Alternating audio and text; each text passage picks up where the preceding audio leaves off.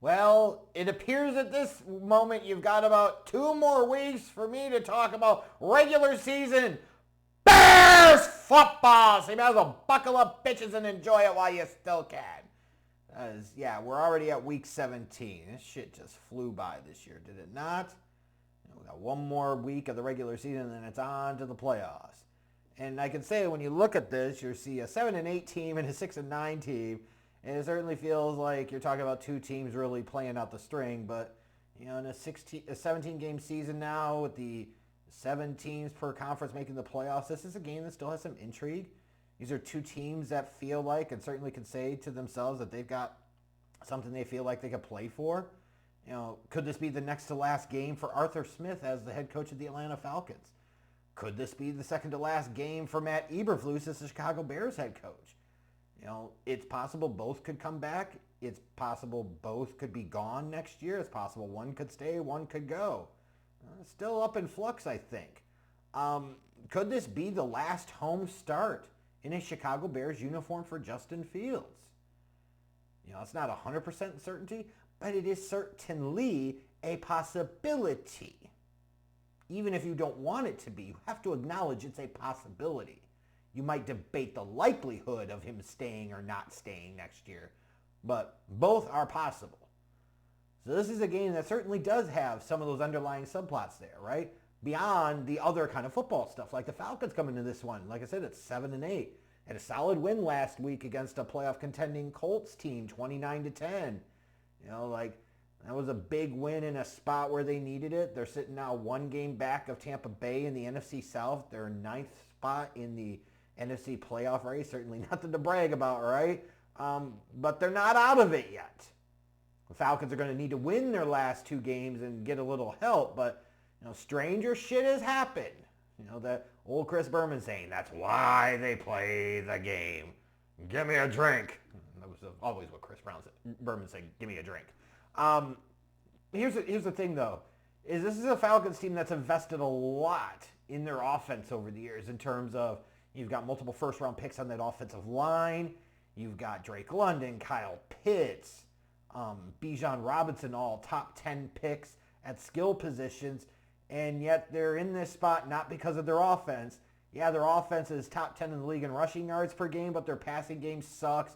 Arthur Smith's play calling and just general coaching is a fucking dumpster fire.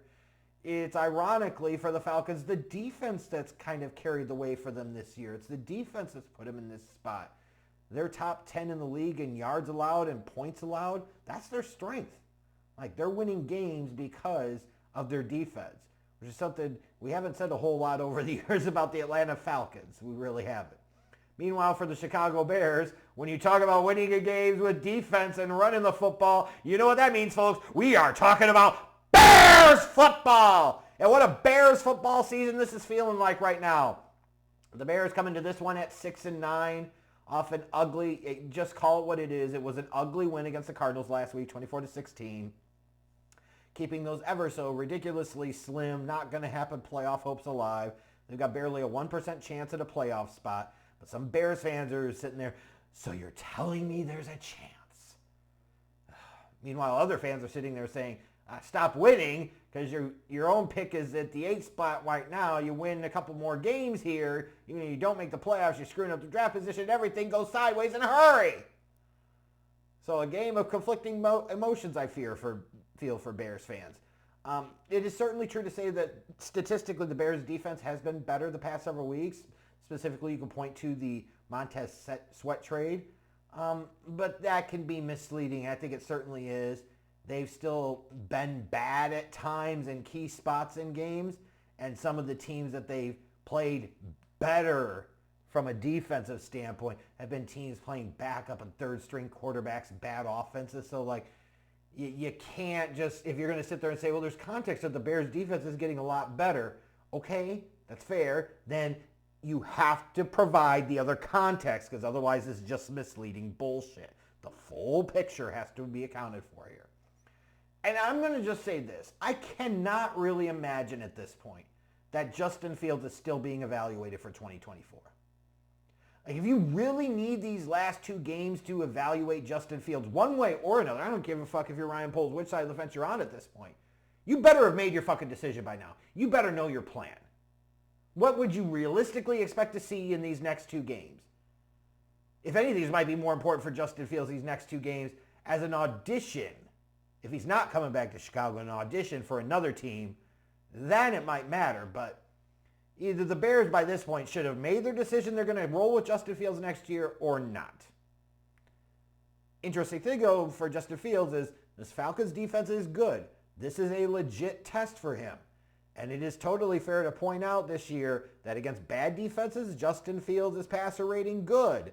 Against good to great defenses, passer rating, pfft. So, if you want to be a big-time quarterback, at times you're going to have to put some big-time performances against good to great defenses. It's a chance for him to do so Sunday against the Falcons at Soldier Field. The betting odds for this one, as of the time of this recording, the Bears are 2.5-point favorites and the over-under is 38.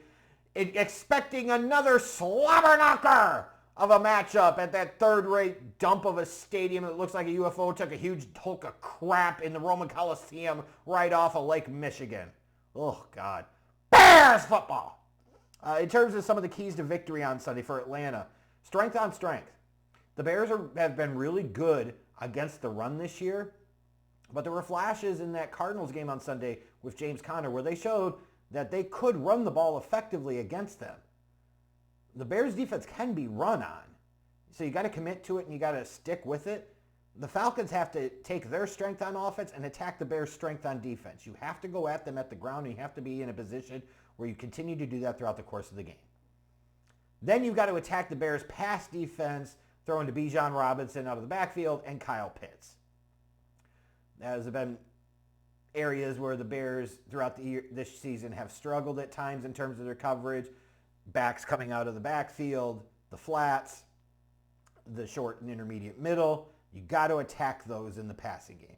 And then defensively, something Detroit and Arizona and somewhat Minnesota as well in recent weeks did a very poor job of is maintaining contain on Justin Fields. Force him to beat you in the pocket. Contain greater than pressure. When you're facing a quarterback like Justin Fields, he can make big things happen consistently with his feet if you let him. He has not demonstrated that he can consistently make big-time things happen as a passer. So you have to structure your defense and play with enough discipline to where you don't try to get too far upfield because you just want to get that sack. You got to play sound fundamental defense. And in this case, take up some space and slowly work your way up, but don't get out of position because if you do, Fields will find that alley and he'll light your ass up for 25, 30 yards on the ground. You force him to sit back in the pocket for 5-6 seconds, he's going to get antsy.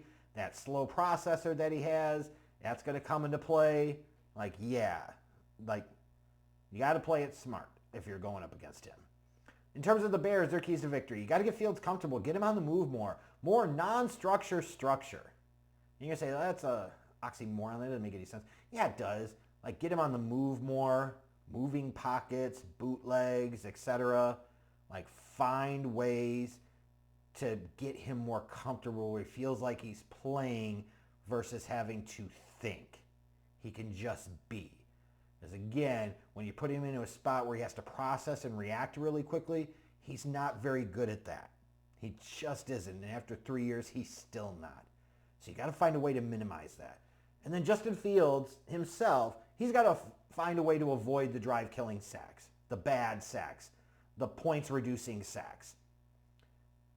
His sack rate is still really high this year. It's too goddamn high, which brings all types of different questions about it. He's got to be able to find a way to avoid some sacks against a Falcons team who's not great rushing the passer. And then defensively, they need to avoid giving up big plays. Don't let guys like Drake London and Bijan Robinson and Kyle Pitts hit you for big plays. Force the Atlanta Falcons to matriculate the ball down the field repeatedly in order to score points on you and according to win. This is not a very good offense for the Falcons overall, especially with the quarterback position. So make them earn it. The way you don't make them earn it is you give up big plays down the field in the passing game. They have to be on guard for that. Even that means you give up a little more stuff underneath to start, so be it. Don't let them hit the big plays. My prediction for this one on Sunday, I see this as like a pick'em game. I'm sure a bunch of Bears fans are going to say, they're going to win this one. And they very well might. I'm a little skeptical just because, like I said, this is a test for Justin Fields. Because his performances against good to great defenses has not been very good. Here's a chance for him to change some of that narrative about himself. And we'll see how he does. I'm going to take the Falcons 19-17 in this one. But this really does feel like a pick'em game. It really does.